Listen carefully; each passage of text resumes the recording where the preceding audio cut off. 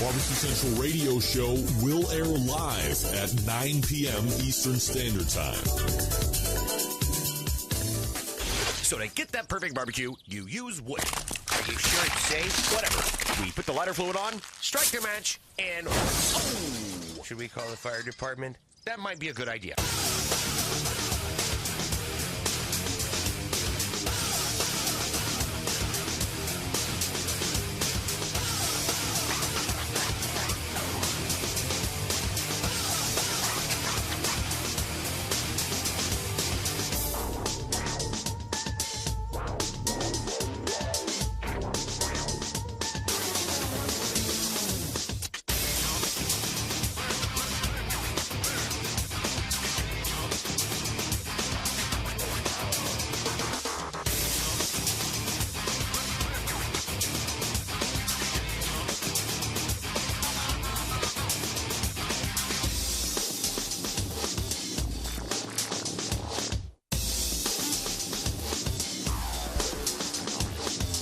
Oh, all right, ladies and gentlemen, and welcome to the Really Big Barbecue Central Show. Sorry I'm late. Sorry. Wow. Literally racing in the door. Not even kidding for a second. So much so that I don't even have all of my stuff set up here that I need to. I can't see into the chat room right now, although sure, a lot of the normal guard is in there right now. Oh, well, that's what I did. I hit the wrong damn button. Not very smart on that one, I gotta admit. All right, so now we got the chat room back up. Hey, gang, how's it going?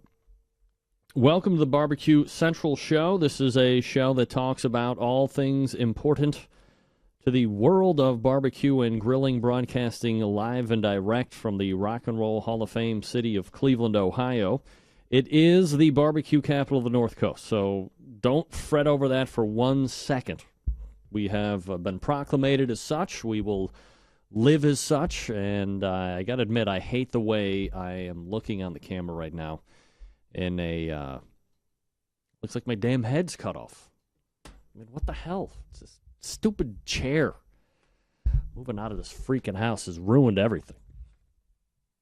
This could be, where am I at? Got a little bit left here. Moving out of this house, man. I'm telling you. It's ruining a lot of things. Mostly my sanity and my dignity. Get that big stuff out of here. Lots of great things going on in the world of barbecue and grilling tonight on the show. So hopefully you've strapped in. If you didn't get the newsletter, shame on you. You should be signing up for that at the website, thebbqcentralshow.com. You can also find the archives and all this other show stuff related to what we do here each and every Tuesday and Wednesday on the website. You can also, right now, blast off a Facebook post or a tweet and let everyone know you're watching it. A couple different websites to check out. If you want audio only, you can do that at my website, thebbqcentralshow.com, which is also listed down here in the crawler. You can also catch the video side of things at outdoorcookingchannel.com. If you do like video via the live big screen, you can catch that on Roku. It's Internet Protocol television at its finest. Download the Outdoor Cooking Channel app. And then pick the live stream during Tuesdays from 9 to 11 or Wednesdays from 9 to 10. And you're off and running without having to leave the couch. Not only is the show great in radio fashion, it's great on the high-definition video as well. Got to be honest.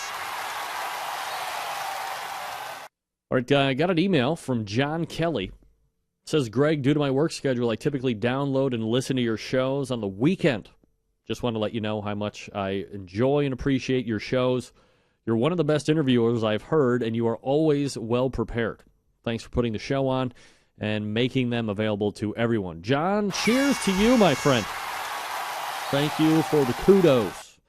Appreciate that. Also got an email from a guy named Bill. Now, hold on a second. Drum roll for this. Bill in China. That's right, the communist city of China. Greg, many thanks for the fix. Audio auto-loaded when iTunes was booted. Neato. So obviously he was having an issue. Obviously I might have fixed it. While I got you here, a couple of OT other queries. Is JM from Celebrity Grill still around? No. Get that big stuff out of here. I mean, that term is relative. Is he still around? I'm sure he's still around somewhere in Florida. Maybe he's not even in Florida still. Is he doing anything, related to barbecue or grilling? No. Not that I know of. Not that I've seen recently. So that's an update on JM. And would you be so kind as to give me a solid clue into what he, JM, meant with that "it's the Shambono" quip? I guess I'm getting too old and I have no idea, and Googling doesn't help either. Thanks in advance. Thanks again. Later, Bill in China. Bill in China. China.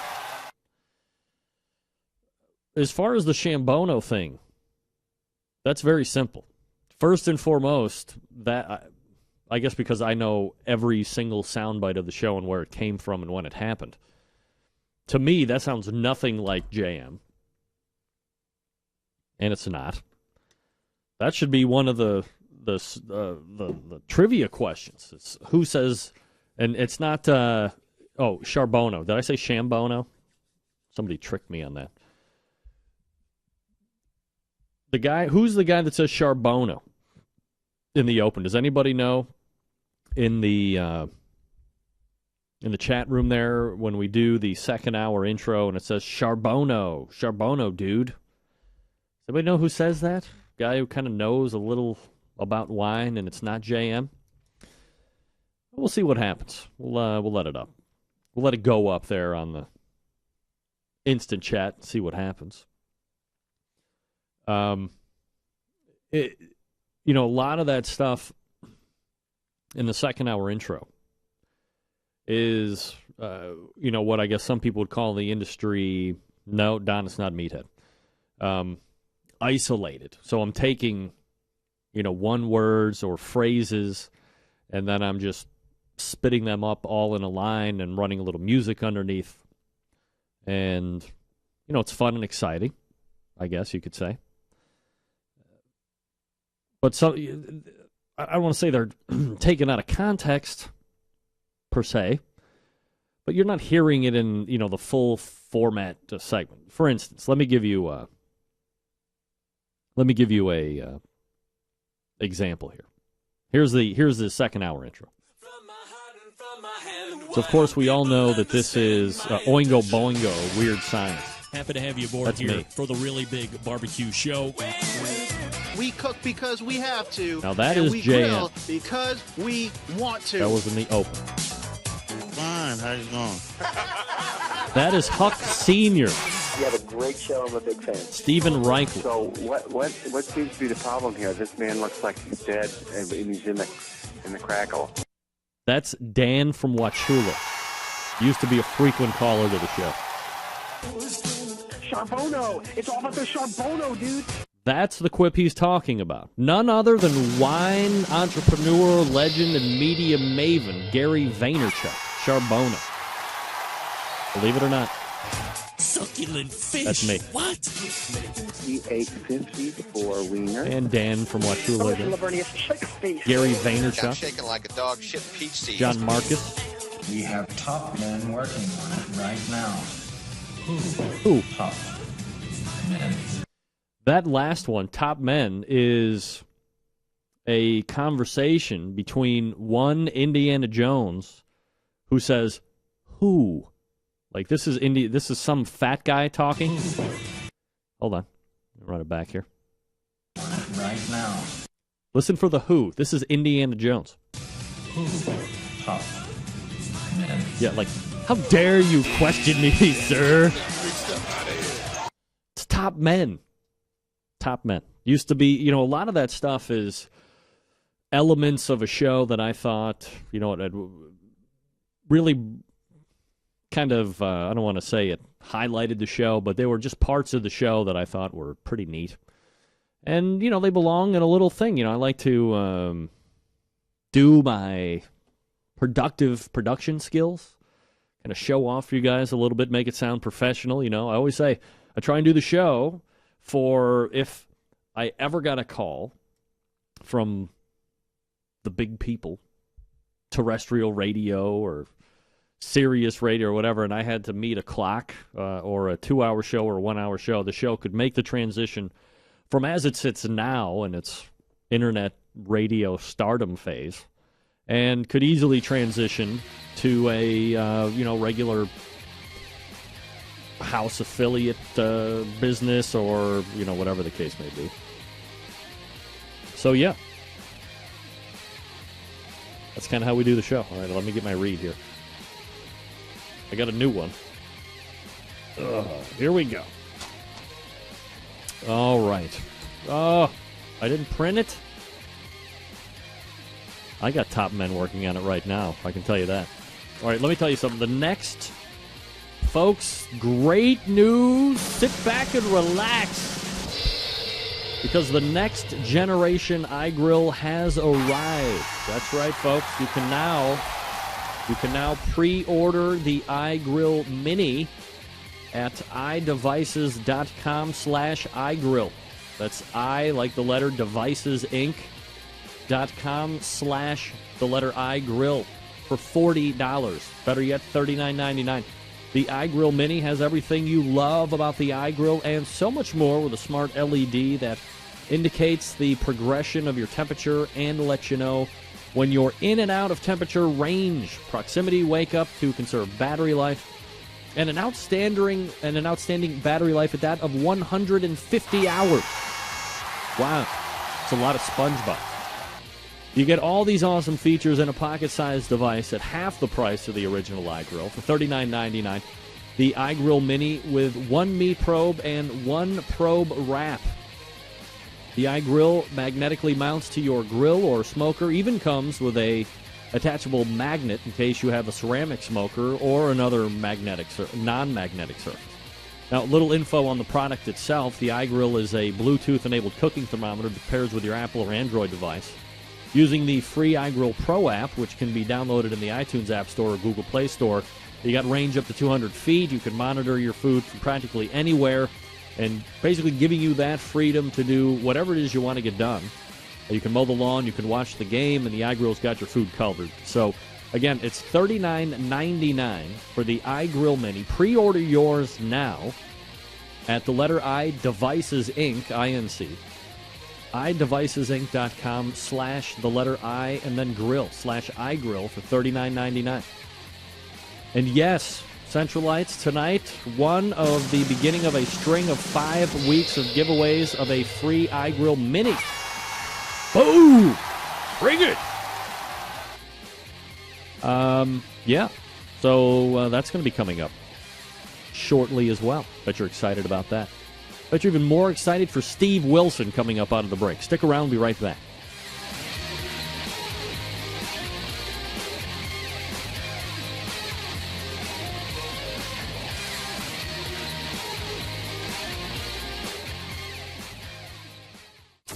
Broadcasting live from the Barbecue Central Radio Network studios in Cleveland, Ohio.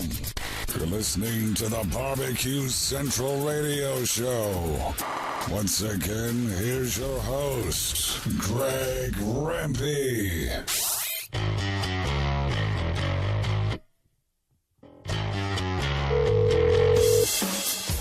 Hello.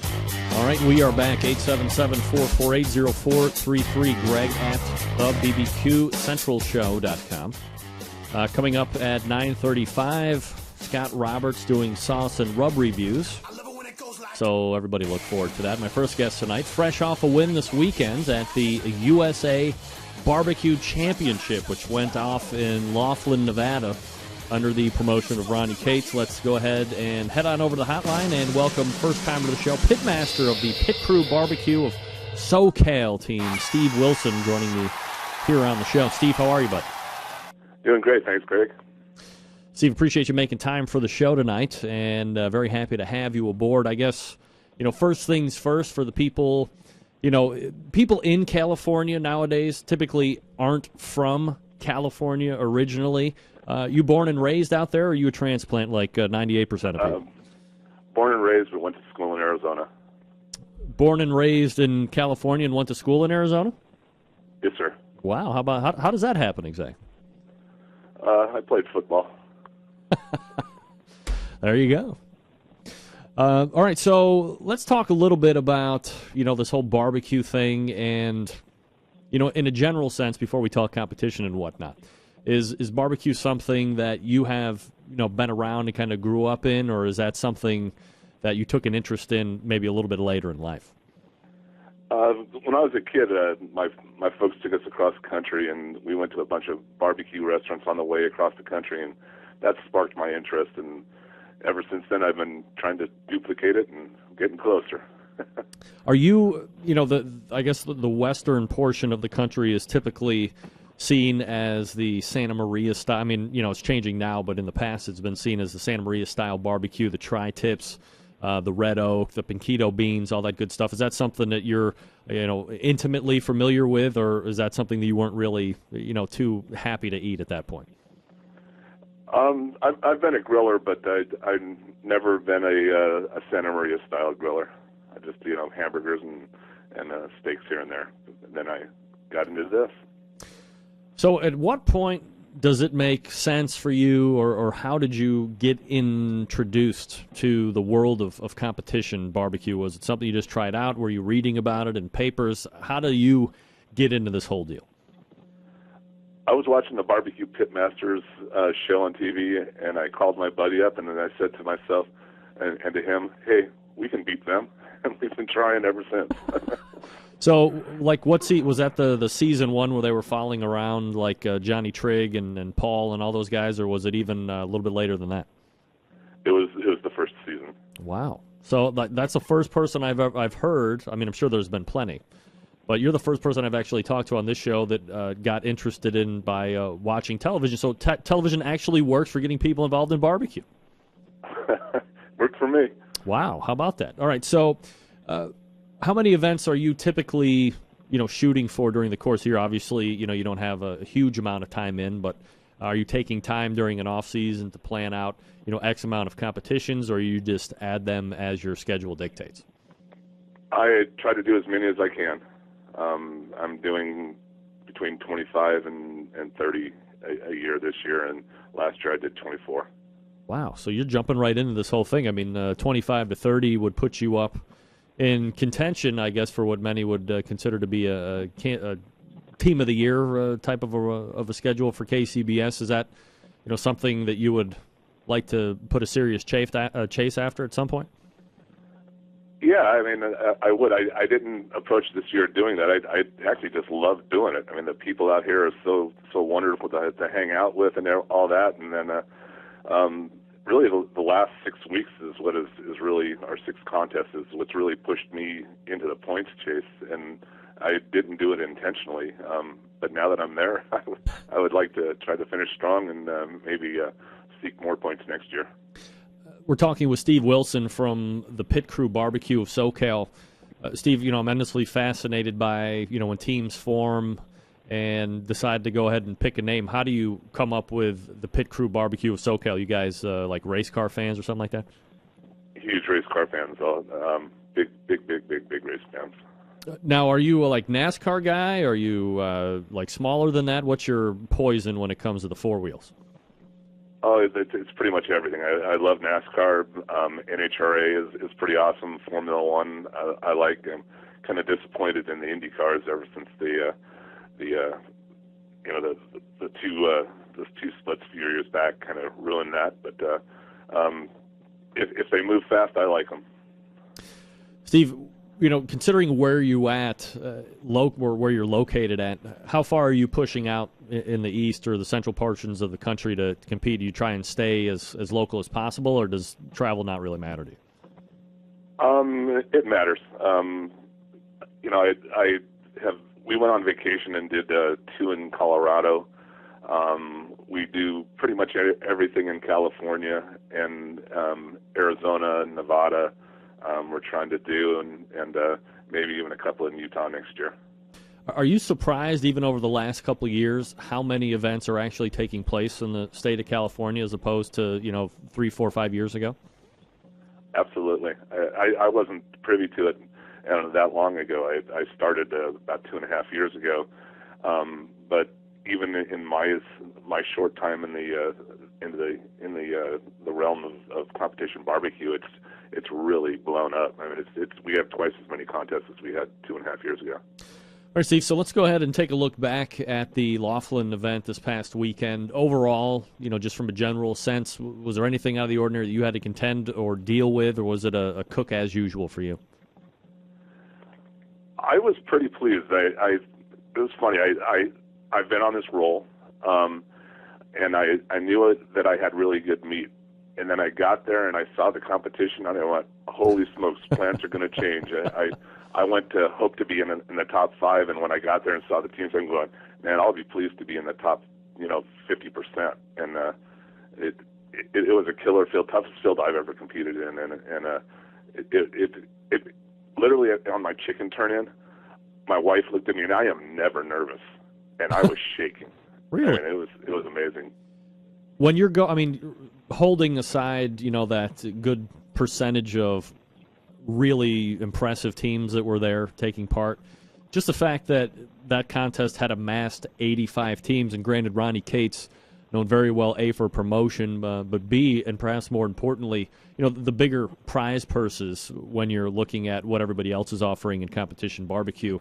Just does the sheer number of teams out there, is that at all nerve-wracking? Because, at least in my estimation, as I'm looking at it, when you see really big 85, 100, 600 team contests, you're almost inviting a little bit more of a crapshoot than if it's maybe the 30 to 40 teams.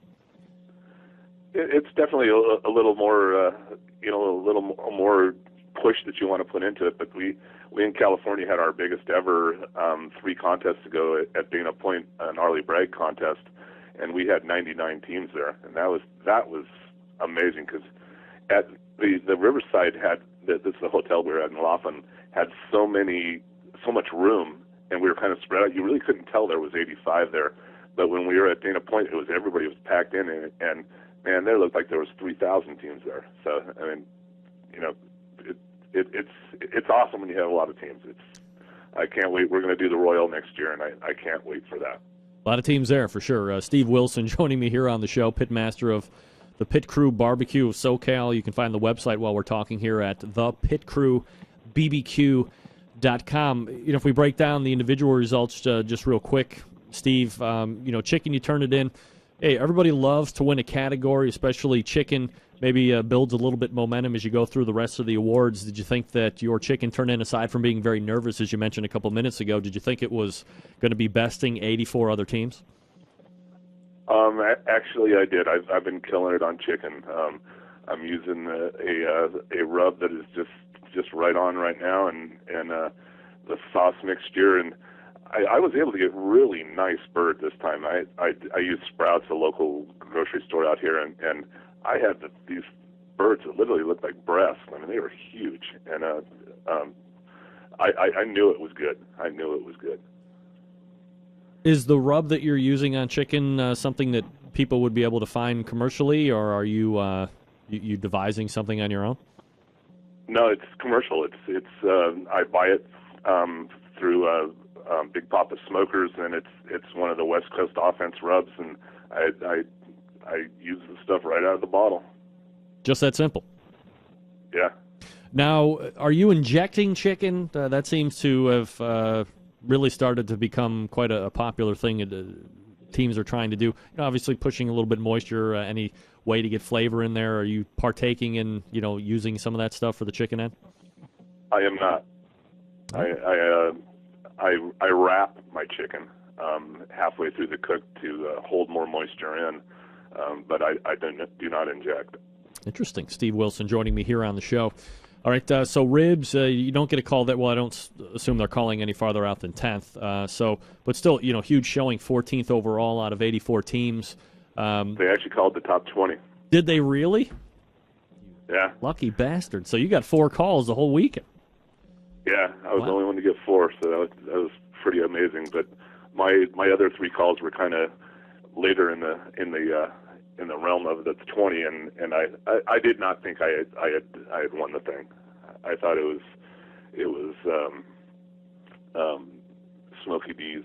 I thought they took the team from Iowa. You got first in chicken, you got the 14th in ribs, you get a top 10 pork, and then 20 briskets. So by and large, when you're looking at the amount of teams there, you're well amongst everybody else. You get 4 calls. Were you physically keeping track of the other teams and where those calls were, or were you just trying to guesstimate where you were going to fall amongst everybody else?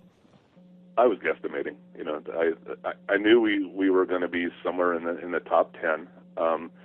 It was kind of funny. They announced 2 and 3, but he did them backwards accidentally.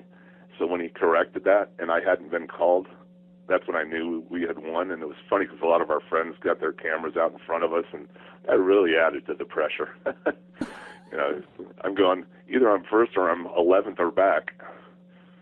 So you get the call for overall grand championship. What are some of those initial emotions that are kind of sweeping over you as you realize that you just took first out of a total of 85 team field and some really good teams to boot taking part?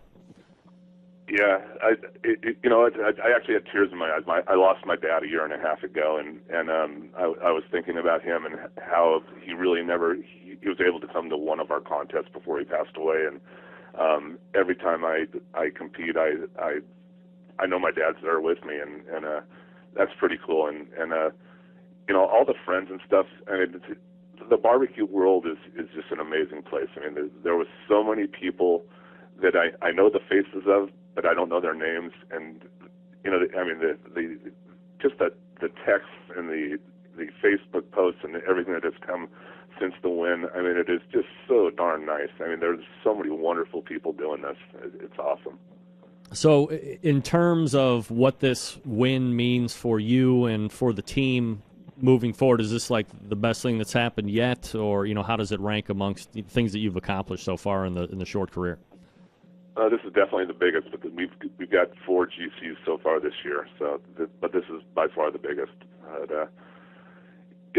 It's always nice to win, but my first GC I was by myself, and my wife wasn't there, and my teammates weren't there, and having friends and family there make it so much nicer. I can't stress that enough. I mean, this was my wife's first time that she was able to join us for a contest that I GC'd at, and it meant the world to me. Conversely to that, when you're doing it by yourself, do you find that when you have the other members of the team there, help is nice, obviously, like you said, but when you're doing it by yourself, do you find that you almost have more of a razor's edge concentration because you really can't afford to mess up on times or marks or anything like that?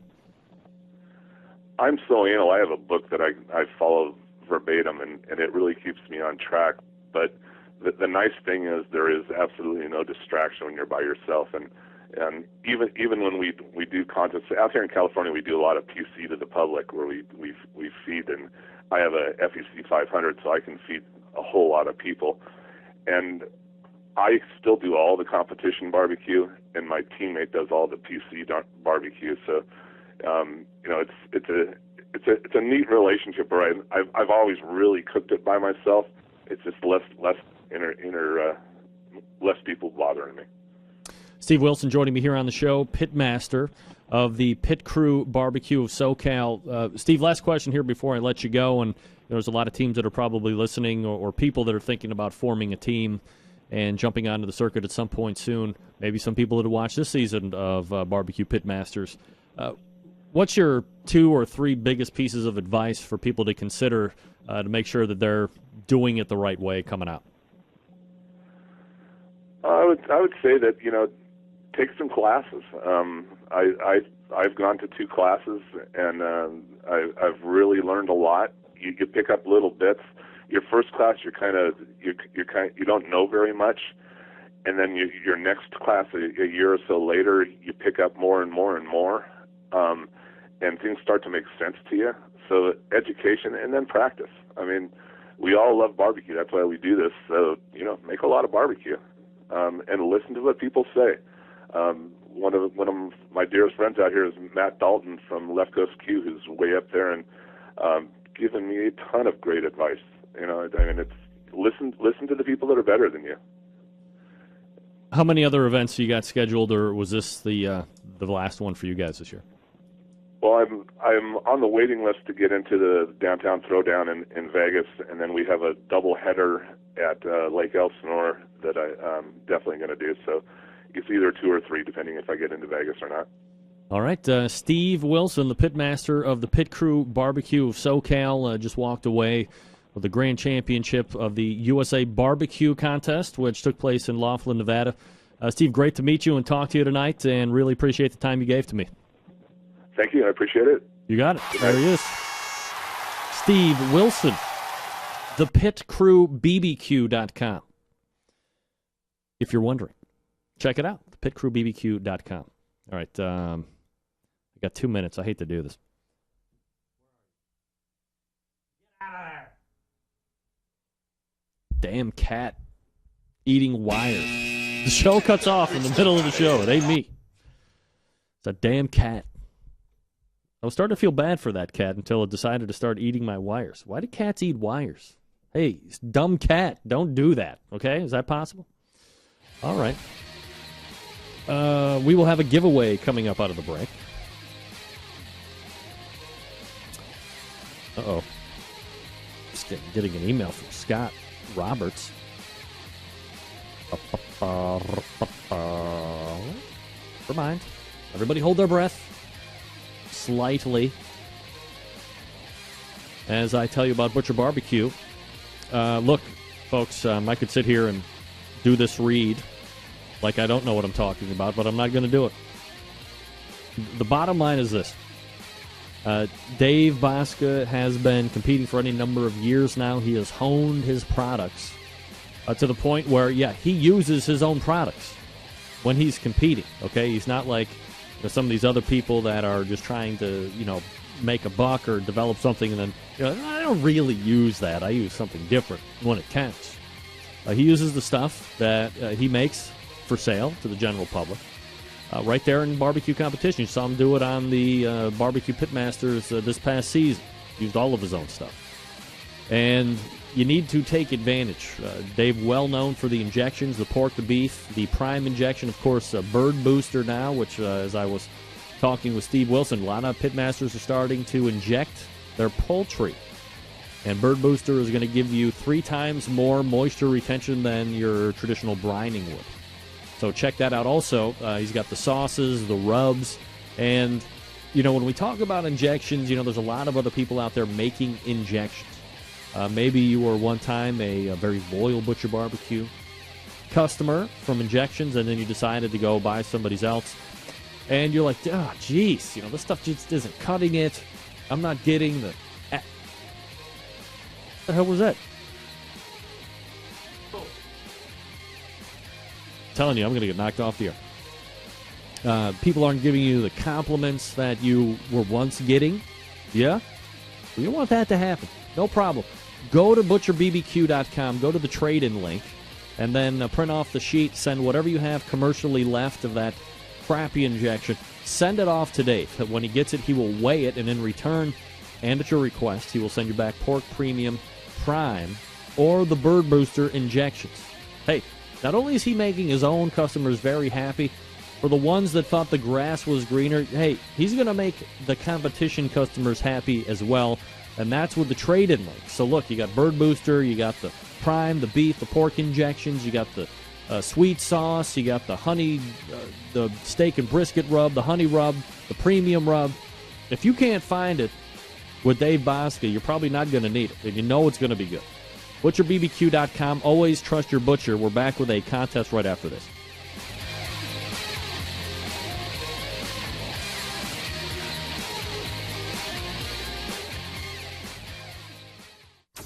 Get in the smoke.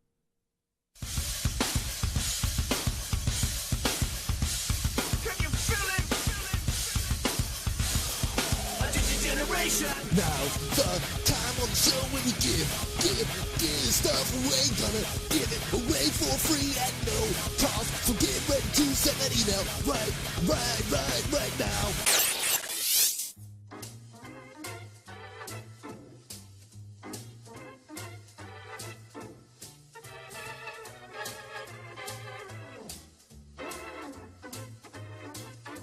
All right, thank goodness you don't see what's happening behind the scenes. Oh, my God. I just had a fist fight with a cat. I think I lost. All right, your chance to win a $20 gift card to the Barbecue Superstore. TheBBQSuperstore.com is the email, the web address. Thanks to Richard Parker and the gang over there. $20 is up for your grabs and behest with an email, Steve Wilson SoCal. Steve Wilson SoCal. You can win a $20 gift certificate from the Barbecue Superstore. Steve Wilson SoCal. Good luck. Get in the smoke. Call 877-448-0433 to get on the air. Now, here's your host, Greg Rempe. Big B, Moonshine Band, Suburban Waste Records. Let's go! I'm an outlaw. Give me 2 shots. All right, back at it. 877-448-0433. Greg at thebbqcentralshow.com.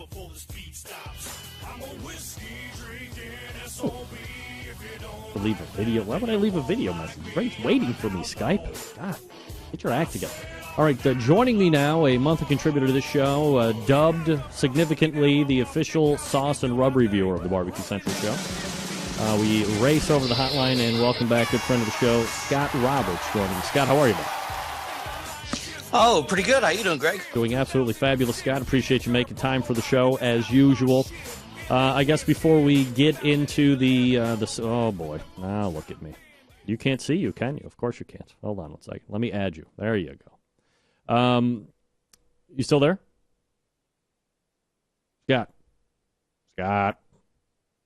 Scott.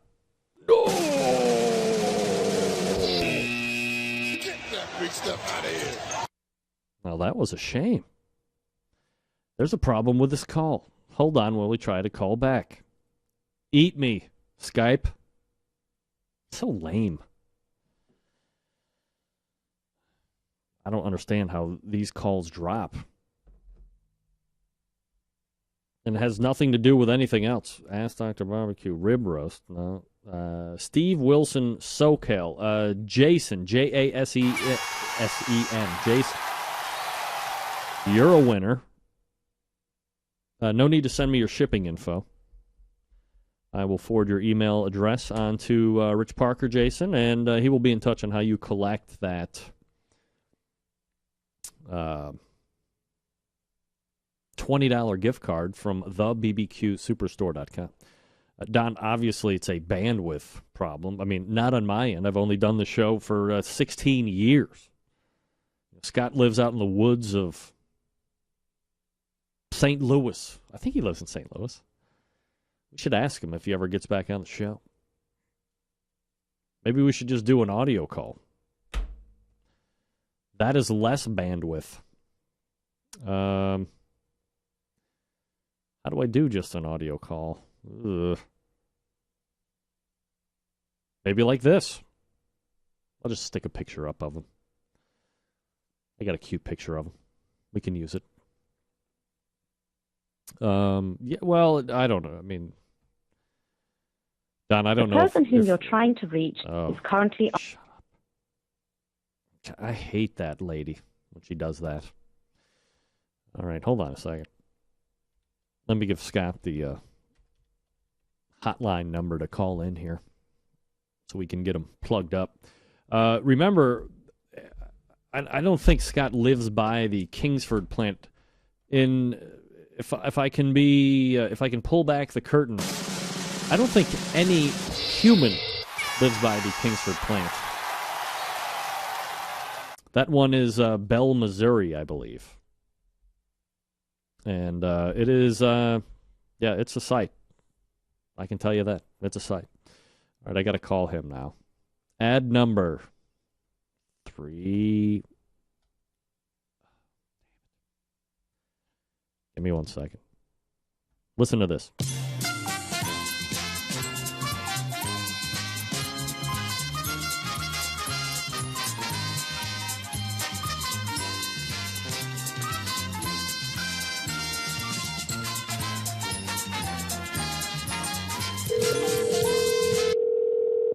See if we get Scott now. No. This is Scott. Got it! All right, well, the cell phone still works. Yeah, thank God for old technology. I know. Jeez, heaven forbid. All right, so Scott Roberts joining me here. Scott, before we get into the products, which we'll have to do here in just a few short seconds, is there anything ragingly newsworthy in the world of fiery foods? No, not really. What is going on? When is the newest pepper going to be coming out to blow people's butts off? You know what? I think all of that is becoming so much old news. Oh. There's currently one called the Carolina Reaper. Very hot, very closely related to the Trinidad scorpion pepper. Really genetically, not a whole lot of it different. I think that is going to try and make some claims. I'm not going to say if it's dubious or not, but it claims as the world's hottest. And I imagine some of the news outlets out there are going to pick up on it and kind of report it without looking into much research. But other than that, there are no big contenders that have come along, I would say, in the past 6 months that would say, hey, I'm definitely the world's hottest now.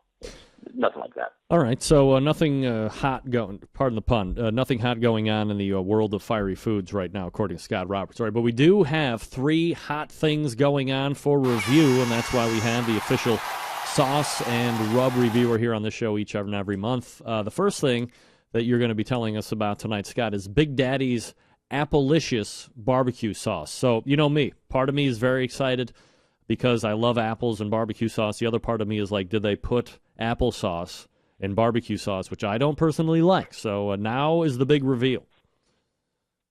The big reveal, there is no applesauce in the ingredients list. It does say apples. I don't know to what extent. I'm not a big, huge fan of fruit and barbecue sauces. Yeah. That doesn't mean I don't like any fruit, apples, peaches, what have you. It's used the right way, but it's usually not. And this one is yet another one that contains the dreaded liquid smoke. Oh boy! Now we've hit an issue.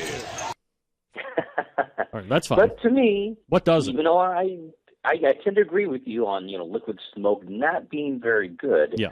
I cannot tell much. I can't detect much of that flavor in this one. This one is your general all-purpose kind of sweet, ketchup-y, fruity flavored barbecue sauce. And if it's one of these sauces, if it's aimed towards the general populace, the people who aren't hardcore barbecue fans, who just want something like your generic Hunt's craft type barbecue sauces with some apple flavor, it's not going to disappoint them. Looks like it's family owned and operated by Big Daddy Ike Seymour and his wife Arnsey. That's correct. Yeah, I'm looking at the website. That's why I know that. Yeah. So, well, anyway, I tried this on. I'm trying to think of what I actually grilled this with. I believe it was pork steaks. It did not do too bad of a job. My boys, my girlfriend, her kids, they tend to like things in the general category. Their taste buds aren't really that. They really can't detect, all kinds of different flavors, and their palates. They're not. Like the you're saying they're not. They don't have refined palates, discerning palates. Correct. Like most of the listeners of the show do. Right. So as far as being a crowd pleaser, this sauce was, to me, it was very middle of the road. All right. Size, price, and where can you get it? Okay. It comes in a 16-ounce bottle, and you can get it at BigDaddy'sBBQ.net. And, of course, as fate would play its cruel hand, as soon as I looked today to see if it was on the website. I think they actually took it off. So as of this moment, I don't know if they're selling it, if it was just a specialty item for the summer, and here with the wintertime coming up, they're deciding to halt production. I don't know, but you may want to inquire Big Daddy's at that website, BigDaddy'sBBQ.net. See if they still have a bottle if you're interested in this. Yeah, and if you haven't opened one that you have in your mitts right now, keep it. It could be a collector's item just that quickly. All right, Scott, next thing up is the rub portion of the show. It's the Golden Toad Prime Steak Rub, and I know Golden Toad to some degree. I've seen him on boards and whatever. This is a competition guy. The Golden Toad, run by Todd and Sarah Jobert, great guys. They know their flavors. I mean, they have hot sauces and seasonings and the sauces all across the board, very high quality, and this is no exception. This is one of the, sometimes the actual texture of a rub or a seasoning could really affect what this tastes like. This is a very coarse rub, big, huge chunks of everything in there. But I absolutely love it. Great flavor balance. Of course, you get the salt, but it's not too dominant. There's pepper, there's garlic in there, and just enough of spice to kind of satisfy me, but it's not going to turn away anyone who isn't a chili head. This stuff is outstanding on steaks and burgers, as, of course, the name implies, the prime steak rub. It just is excellent on beef. Sounds absolutely delicious. I'm always a big fan of the more coarser cut rubs myself, but, we all have personal preferences. In regards to size and price and where you can get it? Okay. Comes in a 6.75-ounce shaker bottle. Runs for $7.95. A little pricey. That doesn't include shipping, but I think it's worth it. And if people want to get it, just simply go to goldentoad.com. All right. My overall rating, I would have to give this a top 10 call. Wow, top 10 call. All right, beautiful. We should probably go back.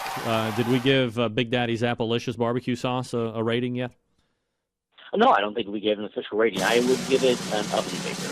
Oven baker. Beat it. Get that big stuff out of here. General population stuff. Oven baker. That's about right. General population. They may like it a little bit more than I did. All right, last one up tonight that you're going to be reviewing, Scott, is the Heartbreaking Dawn's Meridian Serrano Grilling Sauce. Sounds a little hot. You know what? There was a little bit of heat to it. Yeah. This is not one of those things that's just going to completely blow your mouth wide open with flames, but there is quite a bit of spice to it. Thankfully, the flavor is prominent in this one. It's a very tomatoey sauce, a little bit of a tang, and a lot of people who like the flavor of battle peppers, from St. Augustine, Florida, this sauce utilizes this wonderfully without having too much of the burn. It's not, like I said, it's not going to scald your mouth, but you do get a lot of that spiciness. There's actually kind of playing supporting roles, a little bit of peachiness as well. And this one utilizes that fruity flavor just in a spectacular way, in a way that I would like it, without, completely dominating the flavor. Yeah, peachiness, you said, right? Peachy, yeah, peaches. In a good way. I've rarely found that to be in a good way. Mm-hmm. Wow. Well, good. All right. So size. Well, what do you see this working best on? This is an all-purpose sauce. Huh. It has enough of the savoriness to kind of work on some of the meats, beef and that, and it does well on pork and chicken. So if you're looking for something which is great balanced flavor, a little bit of heat, and some sweetness too, and this is also a thick sauce. So if you like things on the runny end of the scale, this probably wouldn't really appeal to you. But this is pretty much good on everything. All right, and you can go to heartbreakingdawns.com to find this. And you're looking about $8.50 for a 12-ounce bottle. Overall ranking for this, Scott? This is another big top 10 call. Wow. Almost grand champion. We've had a few of those this year, I'd have to say. But Those last two sound like... Could you pair the two top 10 calls together in some form or fashion, do you think? You probably could. I haven't actually done it. It's great. I had used both on the same weekend. I didn't even think to combine the two. Hey, now you got something to do this weekend, Scott.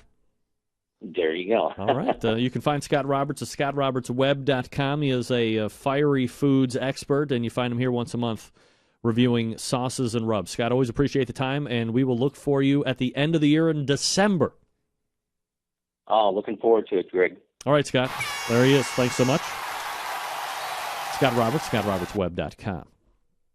If you need him, and we got a giveaway coming up onto the break if you want to do that as well. So, I got to grab. I'm sitting farther away from the...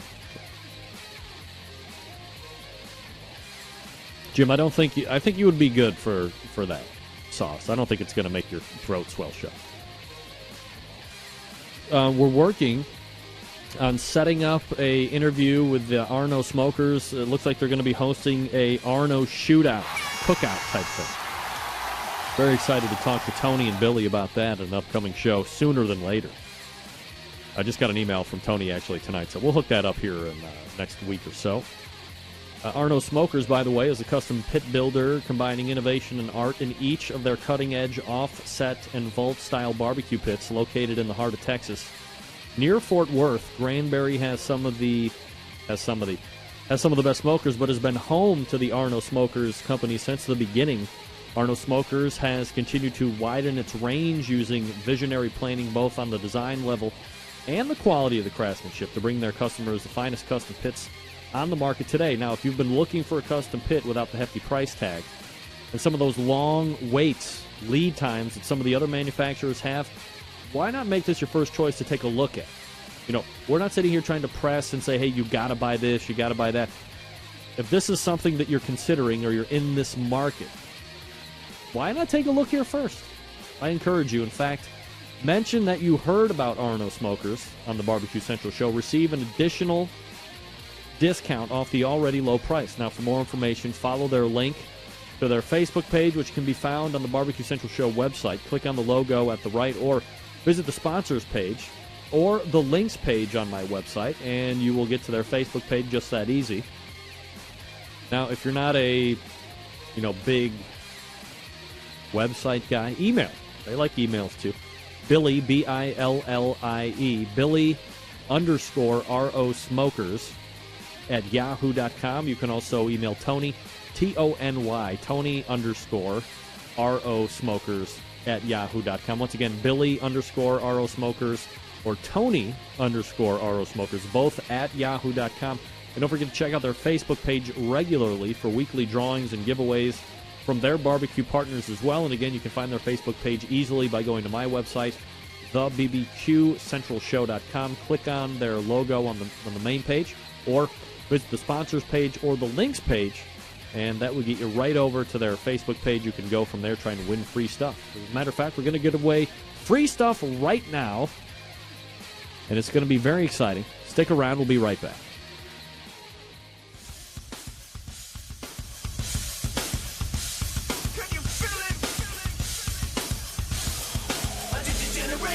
Now's the time on the show when we give stuff away. Gonna give it away for free at no cost. So get ready to send that email right now. All right, folks, your chance to win the free iGrill Mini.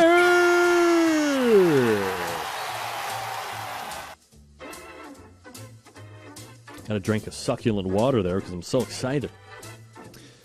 All right, you can win a free iGrill Mini right this very instant. 1 penny under $40 retail. You can get it at the letter I, Device, DEVICES, Devices, Inc., INC, iDevicesInc.com. Bluetooth technology here for your convenience. Send me an email, first one in. And you have to email me, Scott Roberts, Ass Blaster.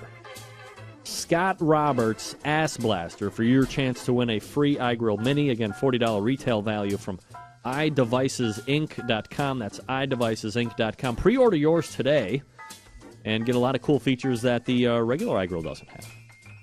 Scott Roberts Ass Blaster, and you get to win. Good luck. Broadcasting live from the Barbecue Central Radio Network studios in Cleveland, Ohio. You're listening to the Barbecue Central Radio Show. Once again, here's your host, Greg Rempe.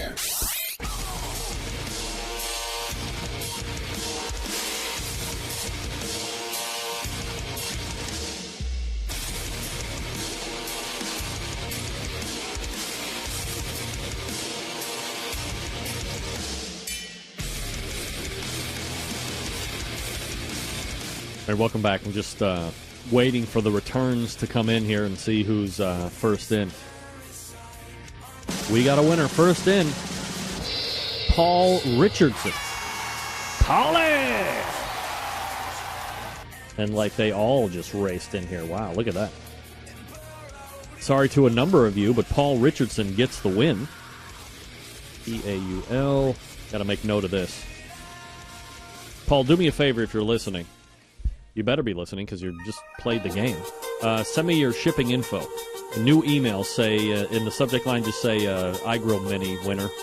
And then send me your shipping info so I can get that down to the folks over at iDevices Inc. iDevicesinc.com. Sylvie Curry was number 2, Don. Don, you know where I come from? You know what number 2 is? First loser. Win or hit the bricks, pal, because you are on your way out. I didn't even see Don Geiger in the entrance there. Were you there, Don? I don't think he was there. Fear not. Fear not. The good news is this. 4 more weeks in a row, you're going to have the option of winning. The option. Of course, you want the option to win. You're going to have the chance to win a iGrill Mini next week, week after that, week after that, week after that. Last winner could be somewhere damn near Christmas. Merry Christmas.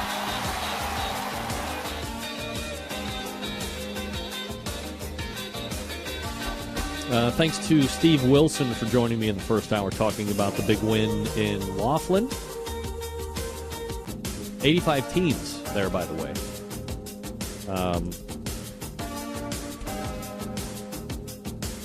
I'm trying not to ask teams about the whole judging sheet. You know, that's going to be an issue, I think, for the overwhelming majority. Maybe it's not going to be that big of an issue. But I think for teams that are out there that see how they're finishing on certain tables, as I've said over the last number of weeks, the sheet, while I applaud absolutely the want of transparency, which I believe is crucial. Sometimes things come out that need to be rectified, like the fact that it seemed that there was a myth of hitting the bad table, and it has been proven out without any doubt whatsoever that bad tables do exist. And, you can win... You can win the brisket and points, but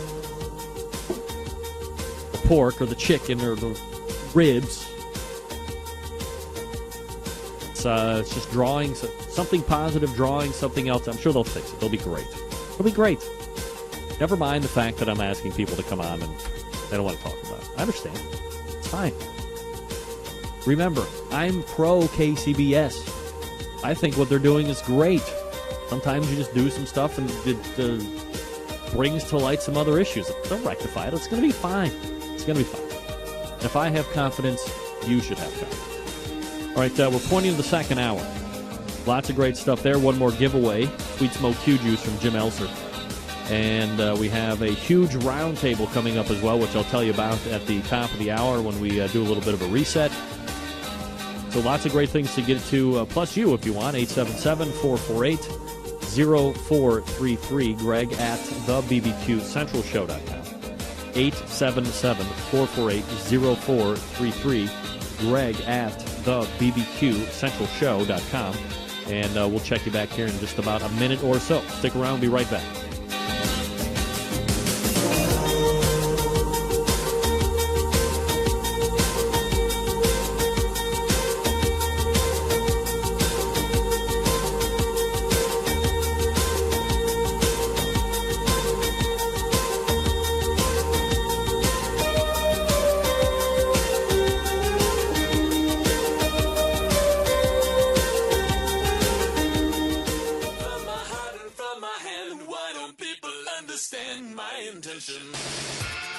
Happy to have you aboard here for the really big barbecue show. We cook because we have to, and we grill because we want to. Fine, how's it going? You have a great show. I'm a big fan. So what seems to be the problem here? This man looks like he's dead, and he's in the crackle. Charbono! It's all about the Charbono, dude! Succulent fish. What? He ate 54 wieners. But listen, Lavernius, shake a face. I'm shaking like a dog shit peach seeds. We have top men working on it right now. Who? Top men. That's right, top men. And just like that, we are into the second hour. There we go. 877-448-0433. Greg at thebbqcentralshow.com. Just when I thought I was going to read an email. Better not. Get that big stuff out of here. John, if we're being honest, I've noticed that too. If there's John Dawson from Patio Daddy, if you're listening, you should email me or you should call me tomorrow so I can let you in on a much bigger secret than what we're talking about that nobody else knows what we're talking about. Yeah.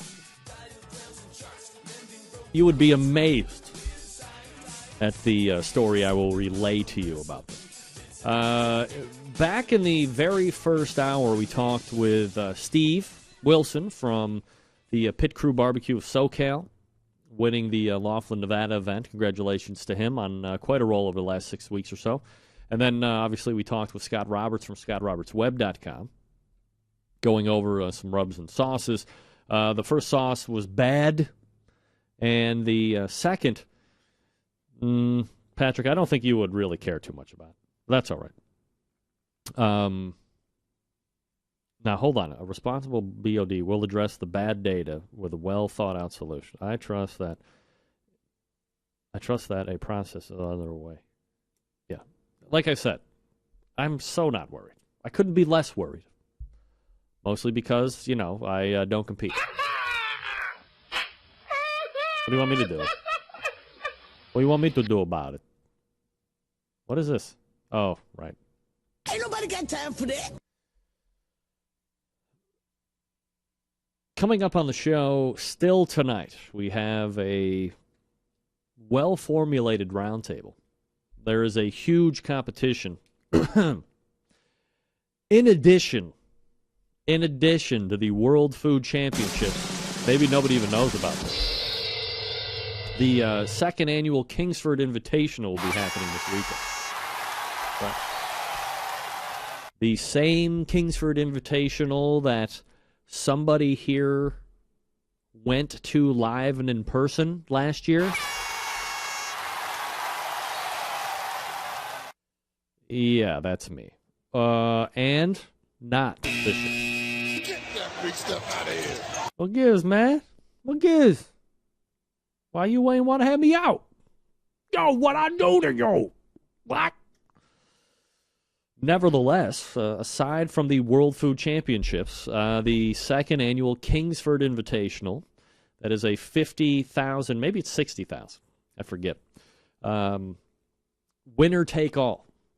We're going to talk about that whole build-up coming up this weekend with 4 of those pitmasters that will be in it to win it, as we say in the business.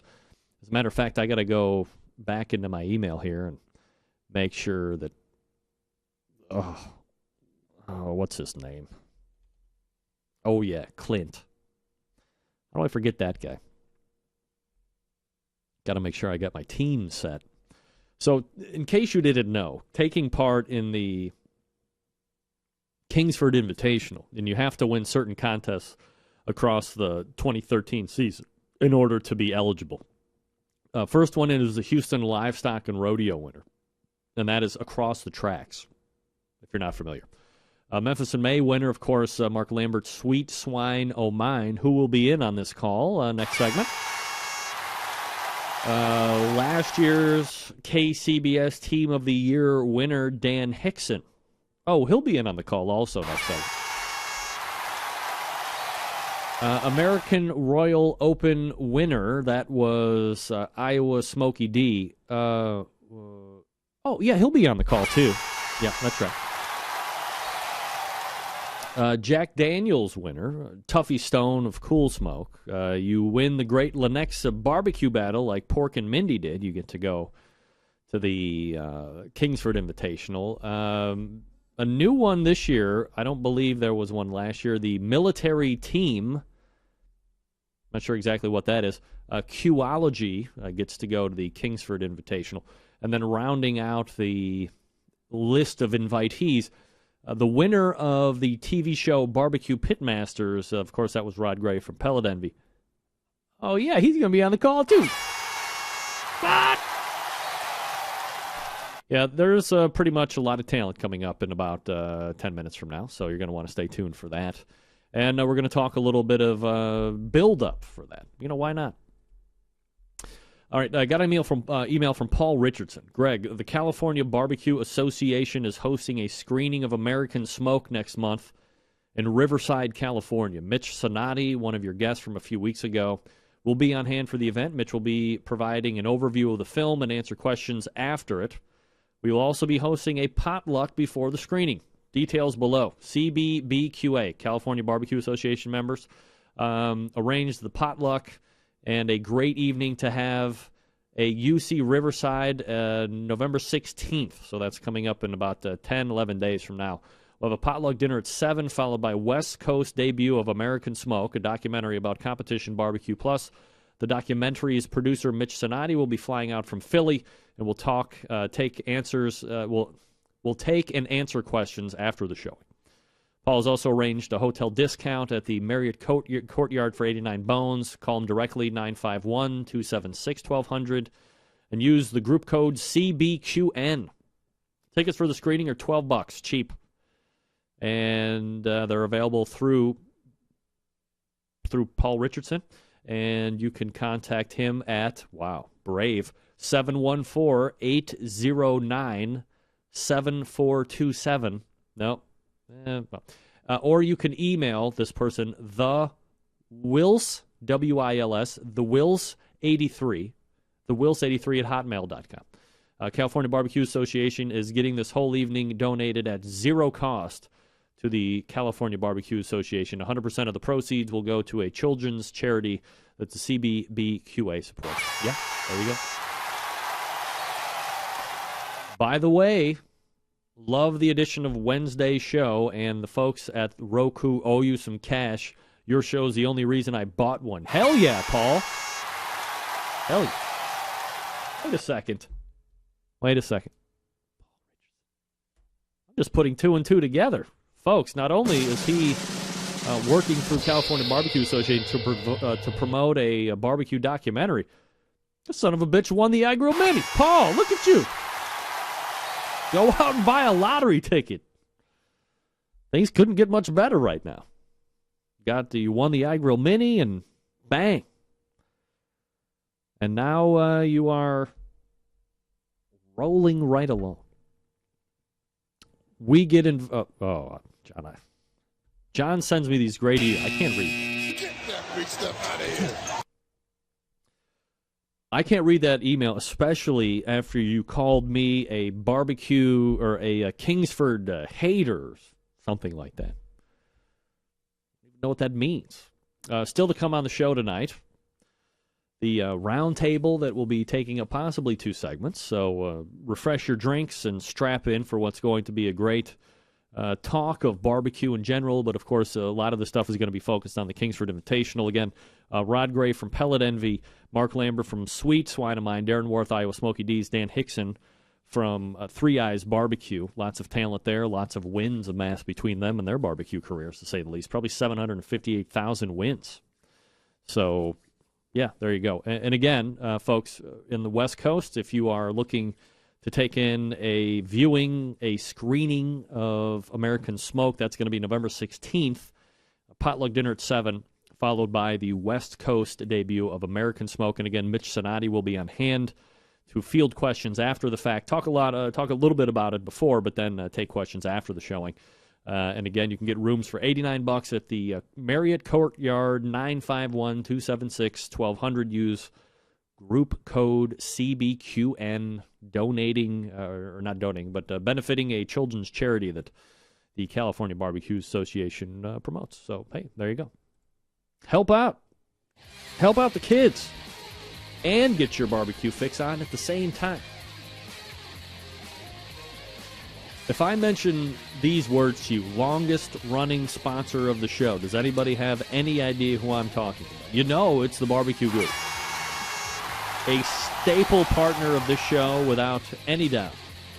Bob Trudnak, even before his unfortunate passing, Shotgun Fred Perkle teaming with this show to really get the word out and promote the good technology that the Barbecue Guru is disseminating out there for not only the competition circuit, but for backyard people just like me. Now, if you're not familiar with how these little beauties work, you know me, I'm not the guy that likes to break into the minute details on certain things, but if you could imagine a product that allows you to set your pit temperature in one set, that keeps it running at that set temperature all the way through the cook, yeah, it sounds too good to be true, doesn't it? Well, it's not. This is real life. You can take advantage of this technology right today or this evening or in 2 weeks when you listen to the show on download. Now, maybe you're a busy working professional like me, or perhaps you are constantly on the run with kids, doing errands, and quite frankly, you just don't have the time to set around and 10 pit temperature. Barbecue Guru allows you to throw on a pork butt or a brisket, a couple slabs of ribs, and then you're off to do whatever it is you need to get done, and the Barbecue Guru maintains the pit temperature you have it set at. There are currently four different models to choose from. You have the CyberQ Wi-Fi unit, which is by far and wide the one that is most popular in sales. And quickly running up behind it is the opposite end of the price spectrum, the Party Q, which I affectionately refer to as the hooker of automatic pit temperature. Why would you say that? Why would you make such a bold statement? Because look, if this is a unit, that being the Party Q, where you can take it from a Weber Smoky Mountain, you can put it on a Weber kettle, you can put it on a Kingsford kettle-style grill, you can put it on a bullet-style cooker, you can really, then if you get the special extra $10 attachment, you can put it on all the Kamado-style cookers. Big Green Egg, the Primo, Grill Dome, Kamado Joe, Bubba Keg, Acorn. Did I miss any? Kamado. Works on all of them. Runs on AA batteries. It is completely self-contained. So you can take it from one to the next. Plus, they got the Onyx oven. Visit them on the web, thebbqguru.com, or call them 800-288-GURU. They'll make sure you're outfitted with exactly what you need. Get you up and running right out of the box. The Barbecue Guru, a breakthrough in barbecue technology. Fingers crossed that I can put this call together. Swear to God. Stick around. We'll be right back.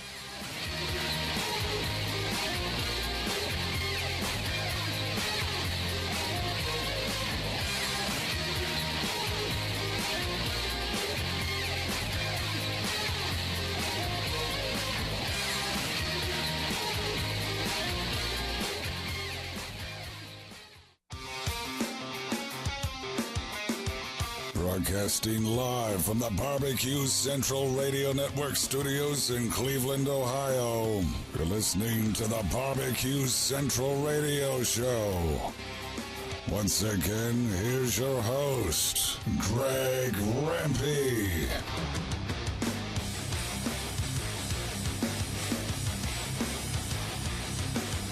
(877-448-0433). Greg at thebbqcentralshow.com.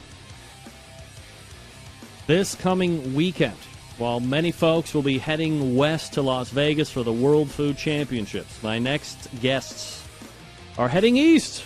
Some of them literally doing it right now as we're going to talk, to take part in the second annual Kingsford Invitational. Joining me tonight are the Pitmasters from Iowa Smoky D's, Sweet Swine of Mine, Pellet Envy, Three Eyes Barbecue. Let's welcome in. Well, hold on a second. Let's just do it the hard way here. Let's see who we can pick up here. All right, Dan is in. Hey, this is Rod. Leave me your message. Rod is not in. Dan, are you there, Dan? Anybody? Hello. Who's this? Darren. Darren, hello. Rod, are you there? No. And Mark, are you there? Wow. Darren, I am currently 1 for 4 right now. Well, that's okay. We can talk about all those guys. I'm no mathematician, but my odds of winning, or my odds of losing, are 75%. Damn it. What? Let's see here. I don't want to just dump you off here, but if I could, let me try and just call everybody back, and whoever makes it on the second, or well, I guess this would be the third attempt, stays on. Everybody else, piss off. All right, so I'm going to call you right back. Okay. All right. Darren Worth, Iowa Smoky Knees. He's a good guy.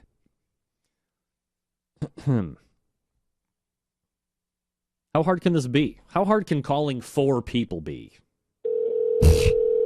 Hardly hard. Fucking call failed. I don't get it. Hey, this is Rod. Leave me your message. Thanks. Ray. Boo. Boo. Darren, you're still there, aren't you? I'm here. This guy is the man. Oh. This is a disconcerting time. Well, I mean, what can you do? Darren, we're live and in charge here, so we're going to have to press through, and hopefully some of these guys know what the real call number is to the show, and we'll just jump in unsolicited. So here's the deal. I was just giving a big talk up saying that there's probably a lot of folks that are actually doing the exact opposite of what you and the other 3 guys that we're going to be on, and the rest of the teams competing, heading west to the Las Vegas for the World Food Championships. But you guys going east, going to New York City, where the second annual Kingsford Invitational is going to be taking place. First of all, appreciate you making time for the show, and I know some of these guys are actually kind of in transit, so that could be affecting why they're not getting on the show. But lots to get into. So if we could, before we get into the Kingsford Invitational portion, all this stuff, Darren, let's be honest. I mean, you've been having a very good year. You've been doing a lot of contests. If you look back over the course of maybe a year or two, you weren't out as much. You had some, business interests going and so forth. So, as we sit here on November 5th, where you're sitting at the rankings and the season that you're having, how are you evaluating the Iowa Smoky D's season so far? Well, I mean, we've had a great year. We've had a fun year. We really didn't have any goals at the beginning of the year on, what we were going to do. We weren't really chasing a team of the year status, and we were just cooking, and we were having fun and said, hey, let's cook next week. And then we cooked again and then said, hey, let's cook next week. And pretty soon, you got 36 contests underneath your belt. Is it, because I'm sure there were years when you're out there and I don't know if you, well, let me ask this question first, I guess, before I ask. Are there years where you say, hey, we're going to go after Team of the Year, where everything that we do is going to have some type of part and parcel to get us to that potential end product, or does it not really work like that for you guys? It really doesn't work like that. If you're going to go for the Team of the Year, I think what you have to do is you have to focus at the beginning of the year and say, I'm never going to go to a contest less than 50 teams. And I'm going to stick to that all year long. I'm going to find a contest no matter what, but I need to cook 35 contests, but every one of them is going to be a 50-plus team contest. Well, the problem is we have a lot of contests that are 25-team contests that we're going to continue to go to. They're our favorite contests. We have some 15 first-year contests that we're going to go to. We're just not going to miss those. To us, it's really not worth it to try and win Team of the Year. If we did, that's what we'd have to do. We'd have to do the 50-team contest. Does it seem more fun in this type of a schedule where you're just kind of adding and cooking as you go, and the success that you're having, the success that you're having is, I don't know if it's making it more fun each weekend when you go out, but I have to imagine that's probably the case. But is it easier to build a schedule as you go versus trying to hunt down and have everything nailed down before you actually get started during the course of a year? Oh yeah, it's much easier. Just to, I mean, we have certain contests that we know we're going to go to, but we didn't know until 2 weeks ago that I was going to be in Laughlin, Nevada this past weekend. And then sitting there in New York, coming up, getting ready to go to New York City with less than a 24-hour turnaround this week. All right, so while we get into that, this is the second annual Kingsford Invitational. I just shout out the phone number to all these other guys. Hopefully they jump in here in just a second, but if not, we're good. This is the second annual Kingsford Invitational that's going to take place this coming weekend. I was actually at the inaugural event last year. Saw it go down live. Not as lucky this year for whatever reason, but, different topic for a different day, of course. We start dissecting the event itself. How about refresh the audience as to how you actually qualified to be able to cook in the Kingsford Invitation? Well, we qualified by winning the American Royal Open in Kansas City back in the first weekend of October. All right, look at this. I'm going to get to add your good buddy here. Rod, you there?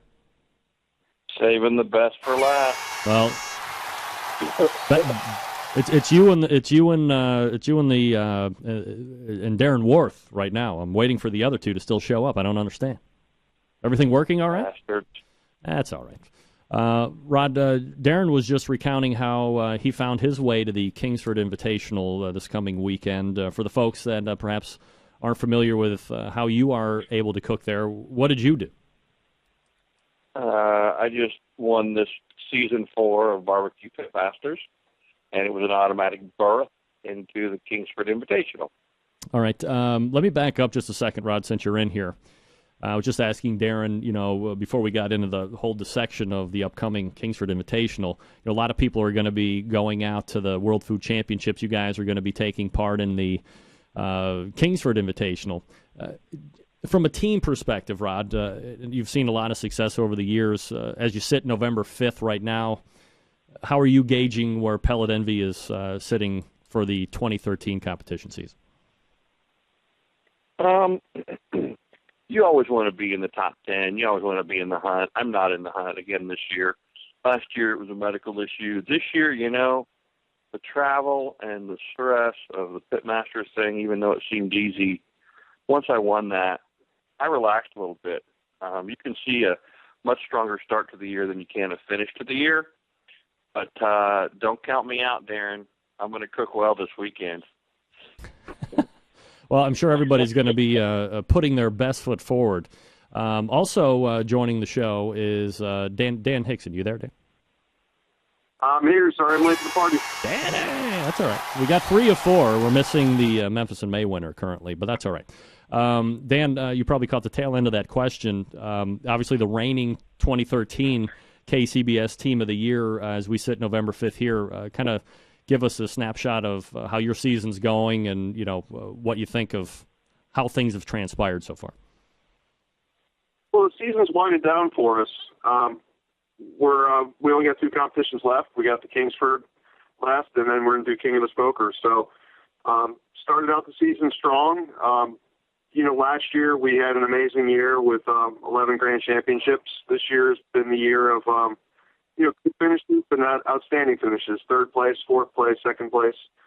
Still a great year, and we're thrilled. But ready for the season to wind down and start the next one. Dan Hickson, Rod Gray, and Darren Worth joining me here on the show. Pit Masters of Three Eyes Barbecue, Pellet Envy, and Iowa Smoky D's, respectively. Dan, let's go back to you here. You obviously are into the Kingsford Invitational because you're the current the reigning KCBS champion. On the whole, Kingsford, synonymous with grilling, obviously. Live fire cooking in general, probably nobody bigger in the industry than them as far as charcoal is concerned, especially when it comes to the brand recognition. Were you surprised at all to see them kind of come out of the sponsorship stable and get into actually putting on an event that would be like an invite only? And in the end, do you think this helps spread the word of the brand? Yeah, I'm not surprised at all. They're definitely up there as far as people using their products. And I think, putting on a TV show like this and putting up the prize money for a contest definitely gets them a lot of recognition.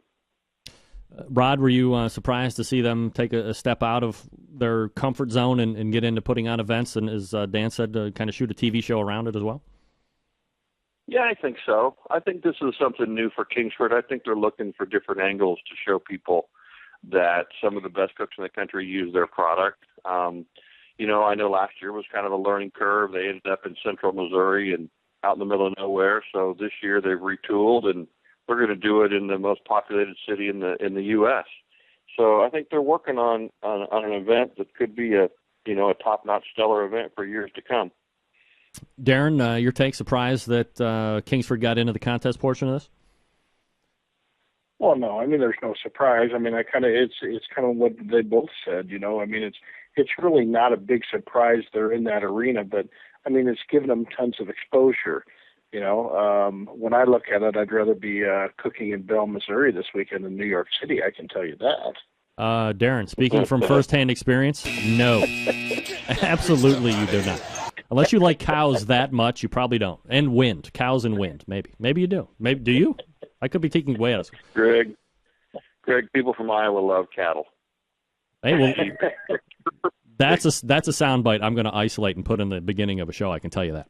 All right, Rod, let's go to you for the next question. This event is a bit unique in a few different ways, one of which is on Friday. You have this one-bite challenge, which will take place, as I just said, Friday night. First, do you have your one-bite challenge recipe honed in, or is this something that you're actually still dialing in as you're driving to the NYC? No, we had to submit recipes, so it's as dialed in as it's going to get. Although I will tell you that I think just to psych me out, Darren shared a little bit of his with me today, and I don't even think I'm going to turn mine in. I think I'm going to lobby to judge just so I can taste his. But I've practiced mine. I think there's a post on Peloton video of a steak I cooked over the weekend, doing a little practice just to make sure I get my timing down on a Weber kettle, and yeah, I've worked on it, honestly. Dan, so I mean, Rod's kind of let the cat out of the bag. Obviously, you have to have something dialed in. Are you comfortable with what your one bite is going to be, and maybe you could tell us a little bit about it? Yeah, like I said, we had to submit recipes. Thankfully, I haven't heard Darren's recipe, and don't tell me because I don't want to be psyched out. But no, it's simplicity at its finest, really. I mean, 5 ingredients, one is steak. I mean, there's not a whole lot of directions you can go with it, or at least I didn't think so. So we're just going for simplicity and cooked right, which is kind of our formula for barbecue, too. All right, Darren, so obviously, according to Rod, you have a very good recipe up your sleeve. Anything that you could share with us, and is this something that perhaps we would be finding in a Smokey D's restaurant? Hey, before he answers, Dan, you and I should just eat our steaks and then eat some of Darren's, too. That's what I can tell you.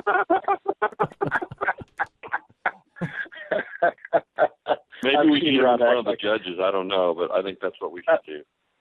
I've seen Rod act like this before. My recipe, was just call me a sandbagger. You are. You always have been. My recipe was developed over beers at a bar between two guys. One was a butcher and one was an avid griller in the backyard, two very good customers of ours.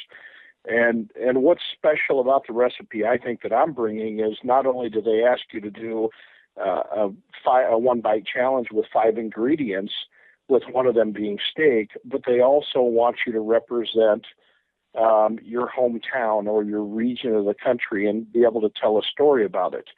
And we're putting different things like blue cheese and prosciutto and all that all come within 25 miles of our hometown here. So if it doesn't turn out very good, at least I've got a great story. Stories are obviously now, so this is very interesting because last year one bite challenge was there, but there was no need to present something that had something to do with the region of the country that you were in. So obviously this is a new twist that they have added. Darren, is this something that you embrace? You like storytelling? Did you see yourself making your way over to the Memphis Barbecue Network and being able to do that stuff too then? No, I don't see myself getting over there. I can tell a story with the best of them, but that Memphis in May, the MBM network, that seems like a lot of work. Those guys spend a lot of money and a lot of work, and I just, it just seems like a lot of setup and a lot of show and tell that really not interested in. But it's fun. As far as the one bite challenge, it's one of those things that it's kind of like the ancillary category at a barbecue contest. Normally we don't do, but kind of this one, you kind of have to do it. I'm not Darren, you don't have to. Yeah, you don't have to, Darren. But we go through it, and it's part of the show, and it's part of the, as far as, a challenge with the grill. We practice it. I've eaten so much steak, I could care less whether I had another steak in the next year, as far as getting the timing down of how things go on. So we haven't practiced it in a week, but we'll do it. We're going to be in different elements. I'm sure the wind's going to be blowing out there, and the conditions aren't going to be the greatest in the world for grilling, but that's okay. It never turns out as it does in the practice run, but we'll give it a little college try. Dan, are you excited to be presenting a dish to the judges, or are you not a fan of the public speak? No, it doesn't bother me at all. We ventured into not the Memphis in May, but MBN contests before. I think we've done 4 or 5. We like doing that. I had to present in front of the judges when we did our season at Pitmasters. So, the story, I have a little trick up my sleeve for the story as well. I'm not going to give that away. Probably better than the recipe if it comes together right. Rod, obviously, you are well versed at giving classes and stuff like that. So I would assume that the talking in front of people isn't nerve wracking. But does having to describe a dish add any added pressure to you at all? No, I don't think so. I think that'll be the fun part. Honestly, it's going to be loose and relaxed. And but you know what? I want to shift gears a little bit, Greg. Don't forget, either of these guys will tell you that major barbecue contests have been won by tenths of a point or even 100,000th of a point, and we get a 1-point advantage. Whoever wins this gets a full 1-point advantage. It could be a big deal. Rod, do you not think I do my homework for these interviews? You just blew my wad. God, I was leading you down the primrose path. Gee, for what? For ruining the show? God damn it! I was going to say that you win that. I think you also get like a check for $10,000 or something like that. But more importantly, you get that extra point to be applied to the overall score for the next day. And as you mentioned, Rod, we've seen competitions come down to thousandths of a point this year. So a whole point could be huge, as you just mentioned. Rod, will you be reining in the social aspect of the event on Friday to really get that extra point? I don't even know what you just said. But, by the way, I think you just agreed to match the $5,000 check from the Kingsford One Bite Challenge. So the Barbecue Central Radio Show, ladies and gentlemen, just agreed to match the 5 and go for 10. Unlimited cash here at the studio. I have no idea what you asked me. Can you dumb that down for this Kansan? Yeah, because of the 1-point advantage, will you be kind of drawing yourself away from the public and really focusing in a little bit more to get that 1-point advantage? No, I don't know. No. Nah, why? It's got to be fun. It's a hell of a drive. We got to have some fun with it. Darren, will you be available to the public as well, or are you going to be game face on?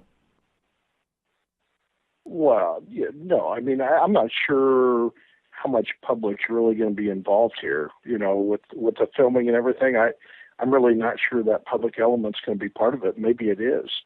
But we're going to be our normal self. We're going to be, out barbecuing, and we'll probably be drinking a few beers, and I guarantee we'll have a 922 shot.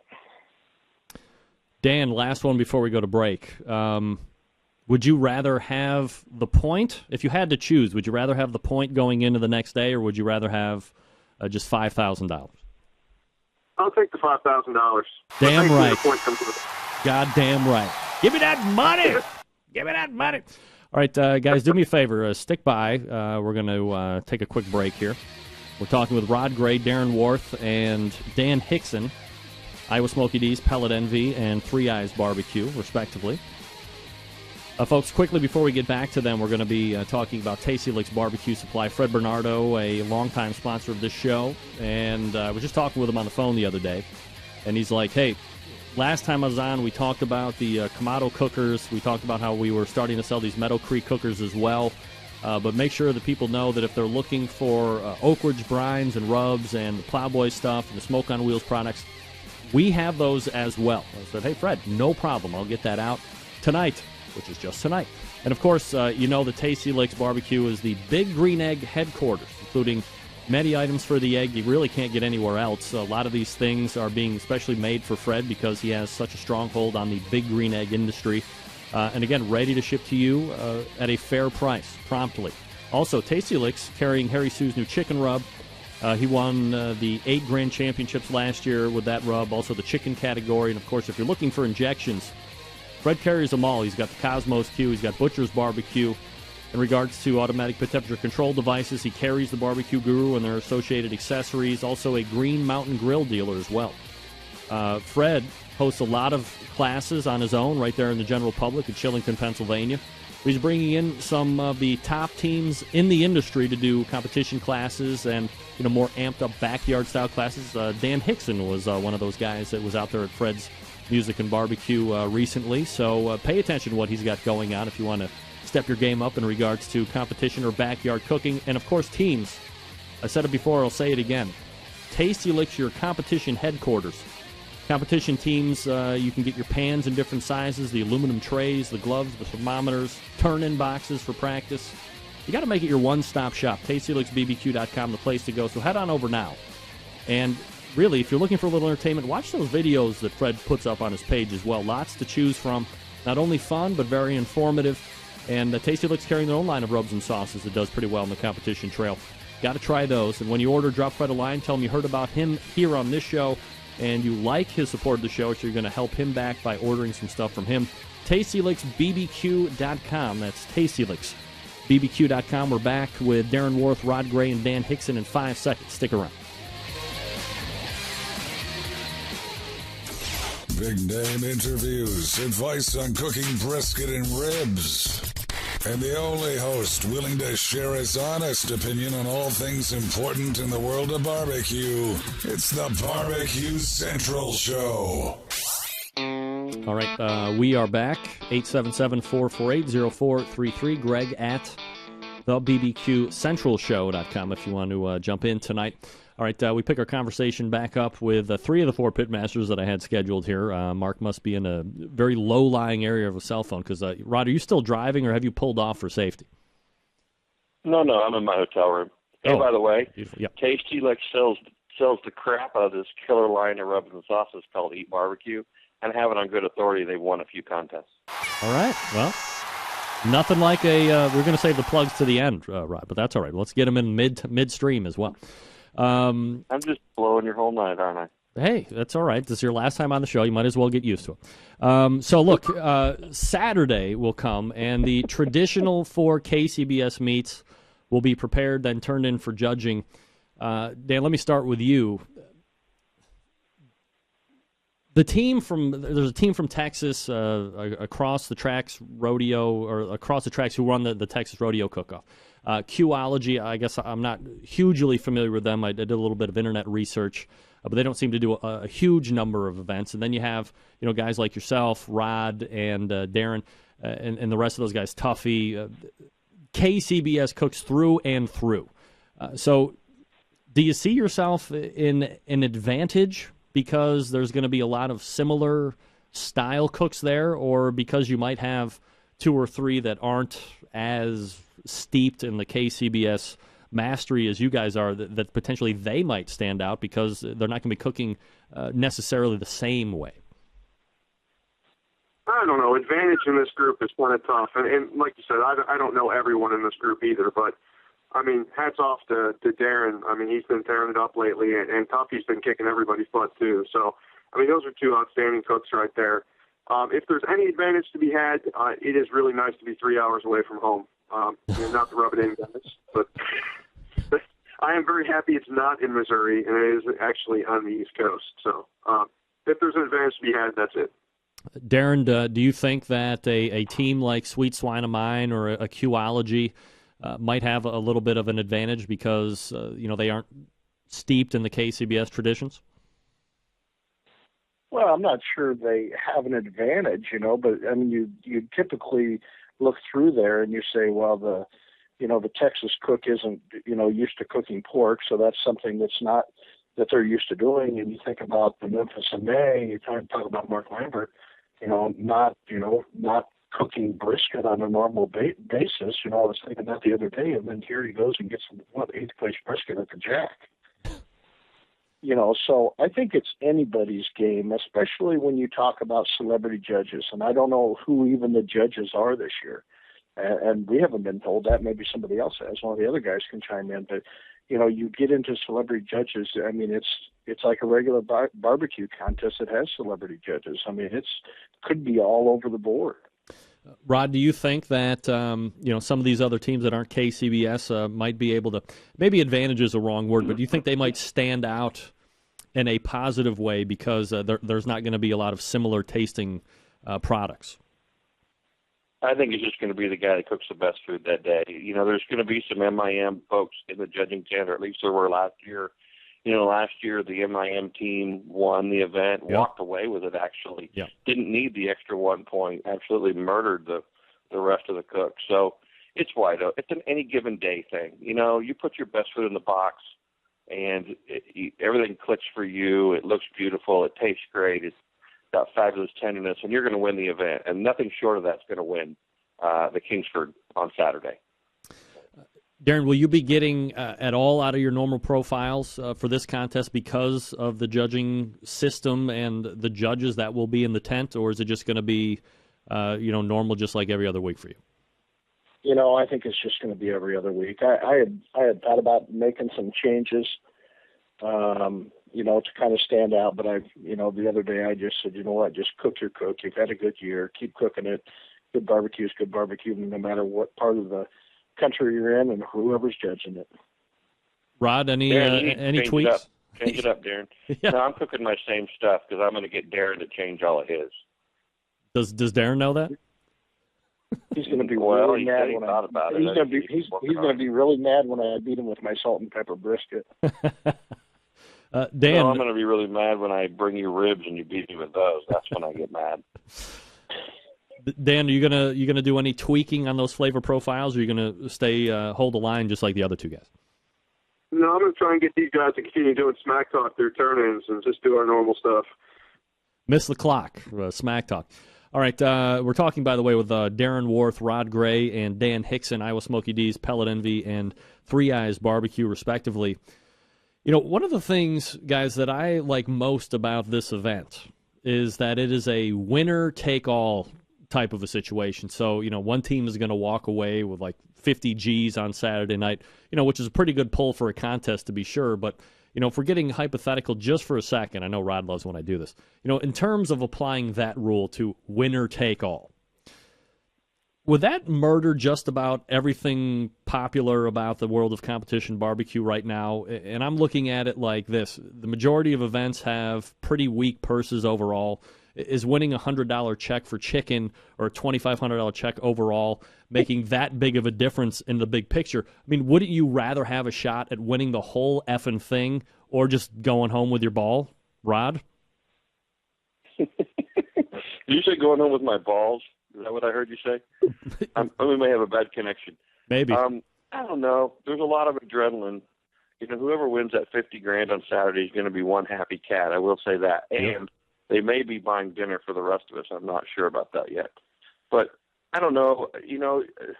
When you cook 35 events a year, to get the opportunity to cook an event that pays $50,000 in one shot, it's a lot of fun. But I want to do that every contest? Probably not. A lot of people would be very poor, and a few people would be very happy. So in this case, yeah, it's awesome. It's probably great for television as well, for somebody to stand there with a $50,000 fake check. But overall, it's probably not a good thing for barbecue if it were every weekend this way. Dan, would you like to see winner take all every weekend from here on out? No, I mean, Ron said it really good on that. I don't know anything else to add. I'm sorry, what was that, Dan? I said what Rod said was right on point as far as I'm concerned. I mean, I don't think it's good every week. It's very exciting for TV and for us this weekend. Someone's going to be pretty happy at the end of that, and there's going to be a couple people that are not so happy. But yeah, every week I think that'd be a little much. At least to be able to recoup travel costs would be nice. Darren, you on the same mindset as Rod on this one then? Well, no, because I'm not a money guy. Do they have trophies? Because I'm hoping they have trophies. Yeah, they got a big trophy too. Well, as long as they got a big trophy, then I'm fine with it. Since my wife doesn't listen to the show, I'm really not focused on $50,000.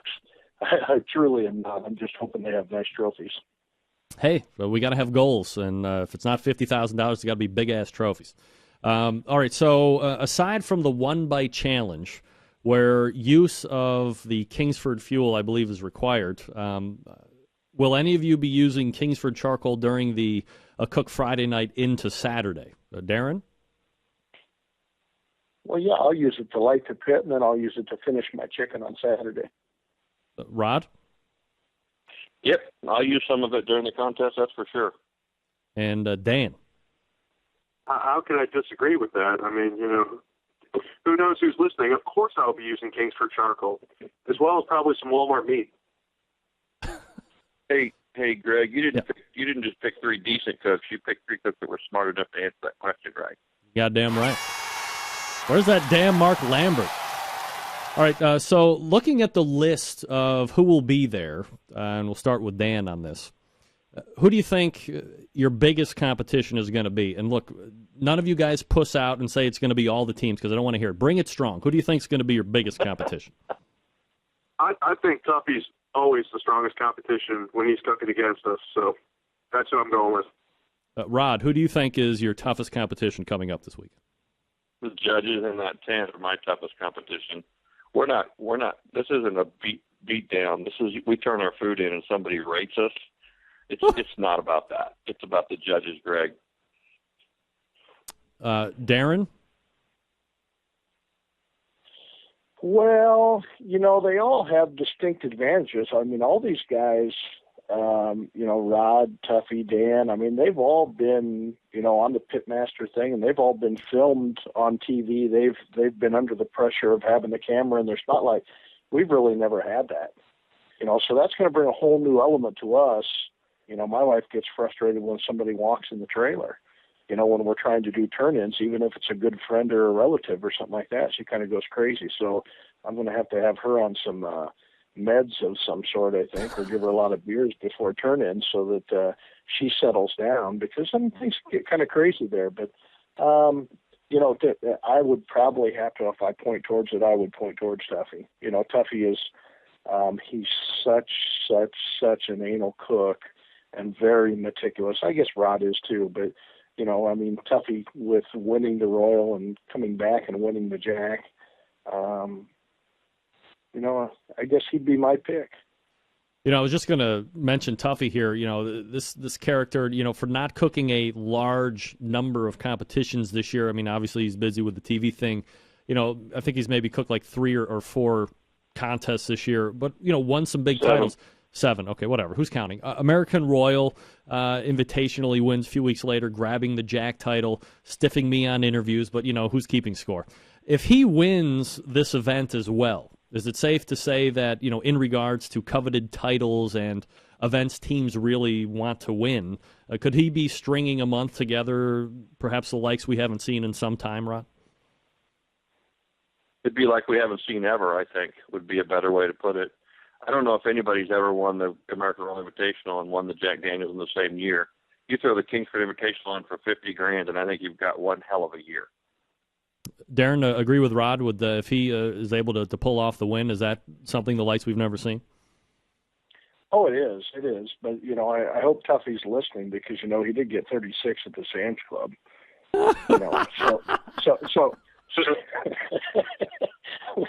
So, and I'll be reminding you of that. I like to play a little head game with people. I'll be reminding him that him on, Saturday morning. I'm blowing him up and then punching him right in the nuts and telling him, "Geez, what happened with the Sam's Club?" So, Dan, it'll be a lot of fun. Hey, Dan.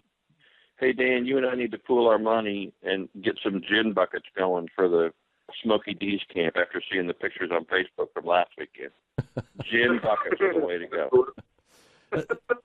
Dan, Tuffy, obviously, very close to you guys, and you compete against him quite a bit when he's out there. If he wins this week, I mean, that's going to be pretty huge for him in a season that he didn't really compete a lot, right? Yeah, I mean, I can't think of another cook out there. I mean, I need a lot of cooks in a row to get any kind of consistency going. And Duffy doesn't seem to need that. It's kind of amazing. I mean, he can compete every once in a while and still be at the top of the charts. So, but yeah, to be able to string 3 of those in a row would be absolutely epic. Rod Gray, I'm sorry. Before I let you go, guys, and I appreciate the time tonight, Dan, we'll start with you. Anything you'd like to plug or mention before I turn you loose? Just our sponsors. I mean, we can't do this without our sponsors. We're happy to have Big Papa Smokers on board, Fab, Barbecue Guru, Grizzly Coolers, and Yoder Smokers. Darren Worth, Iowa Smoky D's. Anything you're plugging tonight? Well, I mean, we're part of the Big Papa Elite team. We're proud of it, using the products, putting the West Coast offense to work week in and week out. And, the only thing I'll plug is my wonderful staff at the restaurants that we own that allow us to go out and live our passion every day. And, of course, last but not least, Rod Gray. What are we plugging tonight? Well, I'm gonna plug Grease Lightning, my 6-year major sponsor, who just agreed to go 7 years. So they're back for 2014. The Kansas City Barbecue Store helps me out quite a bit. And my own rubs and sauces, eatbarbecue.com, spelled with a C. Those are my plugs for tonight. Rod Gray is the pitmaster of Pellet Envy. Mark Lambert is the pitmaster of Sweet Swine O'Mine, and we missed him this segment. That's too bad. Darren Worth, however, was here. He is the master of the pit for Iowa's Smoky D's, and Dan Hickson is the pitmaster of Three Eyes Barbecue Team and the current KCBS Team of the Year. Gentlemen, really appreciate the time tonight, and good luck to each and every one of you this coming weekend. Thanks, Greg. Thanks, Greg. You got it. There they are. Dan Hickson, Darren Worth, Rod Gray. Missing Mark Lambert. Damn it! Marky! What happened? We'll catch him on the flip. If he wins, we'll just catch him back next Tuesday, and we'll see how it goes, right? Absolutely. For sure. It'll be just that easy. All right, folks, quick public service message from Stephen DeFranco of Stephen DeFranco Jewelers.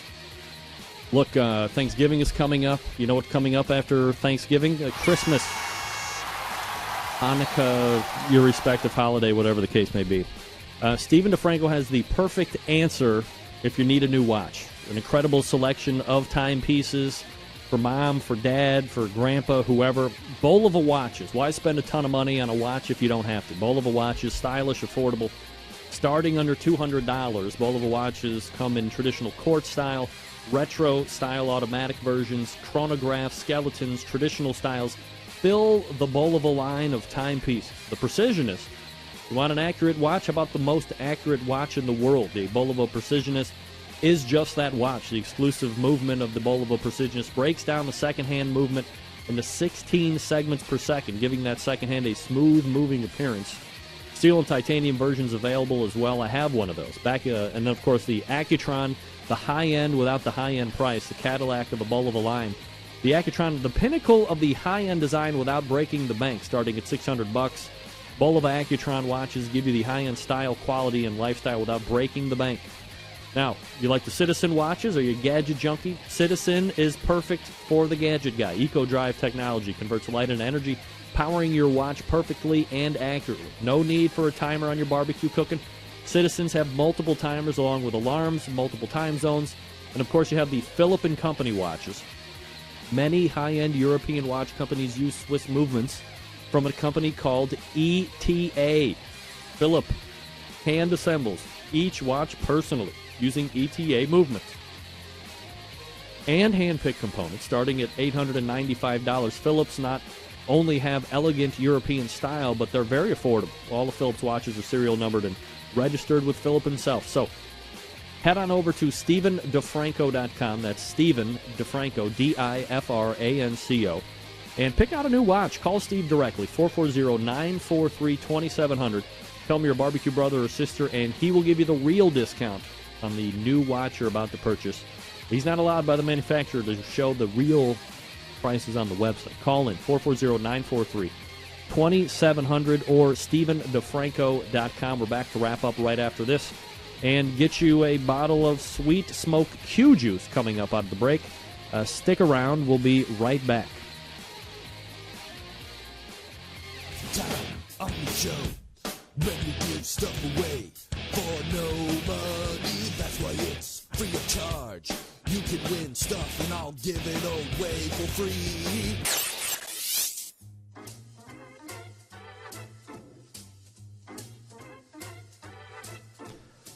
All right, you can win a bottle of Sweet Smoke Q Juice from Jim Elser.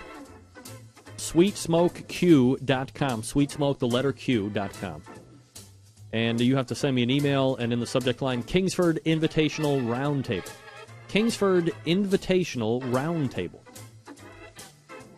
Send it to me. You'll get a bottle of Sweet Smoke Q Juice. Thanks again to Jim Elser, pitmaster of Sweet Smoke Q. SweetSmoke, the letter Q.com, if you want to buy yourself some right now and forego the pain of losing if you don't win.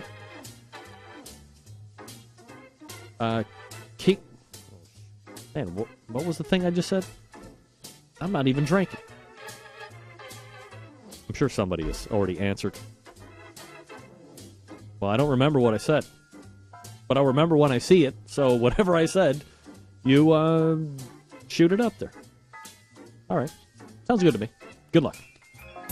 Broadcasting live from the Barbecue Central Radio Network studios in Cleveland, Ohio. You're listening to the Barbecue Central Radio Show. Once again, here's your host, Greg Rempe. All right. I remember what it was.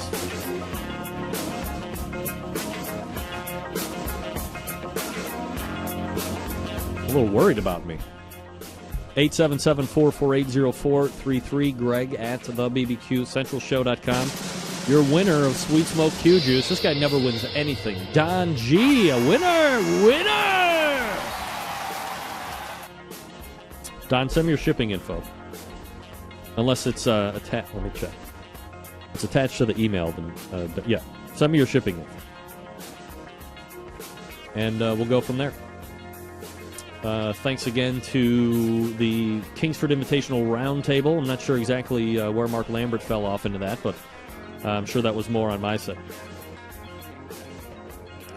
Kingsford Invitational Roundtable. No, I said Square Food. All right, wait, hold on a second. Don didn't win. Disqualified. Somebody send in a new email and say Don G didn't win. And you can win a bottle of Sweet Smoke Q Juice. Don G, not a winner. Not a winner. You're not a winner, Don. Not good for you. All right, let's wrap it up. Why not? Uh-oh. Uh-oh. Yeah, let's wrap it up. All the way back in the first hour, we had... hold on, my page just dropped. What the hell just happened? Oh, there we go. Sorry. All the way back. Steve Wilson from the Pit Crew Barbecue of SoCal came on.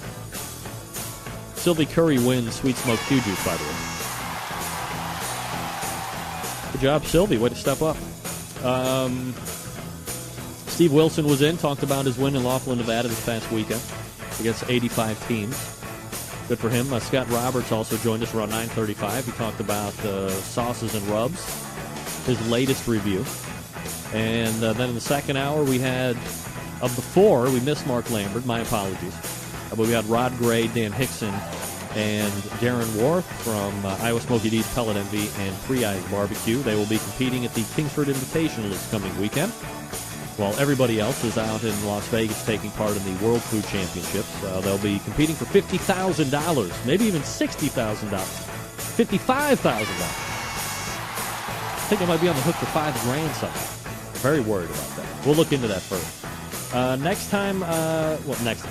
Tomorrow we have Ray Lampy. We also have Stuart Powell from Cook Shack on tap for the Hump Day Barbecue Show, so look forward to that. And when we come back next Tuesday, we will be at a new temporary location. You won't be able to tell any difference, but I will.